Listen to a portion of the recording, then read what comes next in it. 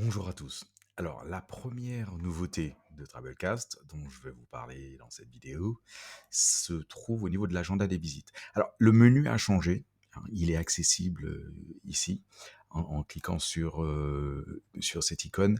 Il a changé parce que certains d'entre vous ont des écrans professionnels qui sont assez étroit et donc le menu prenait beaucoup de place et pour pouvoir, faciliter, la visualisation des statistiques sur vos ordinateurs, professionnels, on a choisi donc de le mettre en haut à gauche après un clic. Donc la première nouveauté, c'est l'agenda des visites. La première nouvelle fonctionnalité dont je vous parle, c'est celle-là.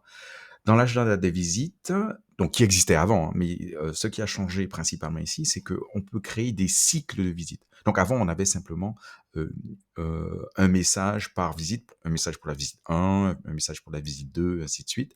Donc vous savez comment ça fonctionne.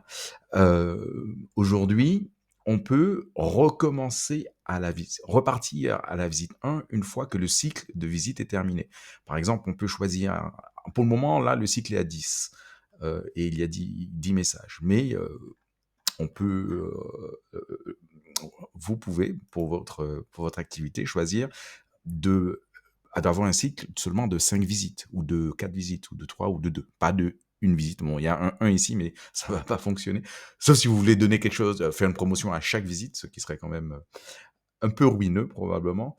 Mais voilà, donc là, on met en 3. Donc vos anciens messages, pour, les visites, 4 à 10 n'ont pas disparu, ils sont pas là, mais ils sont grisés et donc ne seront pris en compte que les 3 premiers messages et une fois que le client fait une quatrième visite, ben, il y a le message numéro 1 qui est affiché. Voilà, donc vous pouvez faire des cycles de visite automatiques comme ça, pour pouvoir, mieux, gérer votre programme de fidélité. Bon, l'ajout d'une promotion se fait comme avant, hein, l'ajout d'un message, ça n'a pas changé et le nouvel élément ici, c'est que vous pouvez visualiser ce que vos clients voient, hein. Donc vous cliquez et là, c'est ce qui va apparaître sur le téléphone de votre client pour la visite numéro 1.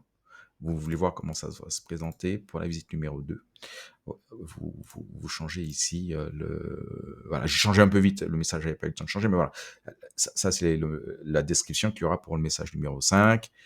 Bon, là, on a seulement 3 messages, donc je vais rester au numéro 3, voilà. C'est les J, alors apéro ou dessert, à très bientôt, Silvio et son équipe, mon restaurant, par exemple. Un exemple de message. Avec le QR code du client que vous pouvez scanner vous-même si vous le voulez.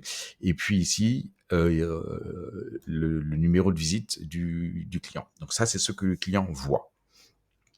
Il y a 2 boutons ici qui peuvent apparaître. Un bouton pour pouvoir accéder à votre menu ou votre liste de tarifs, de prix, et puis un autre bouton pour faire des réservations.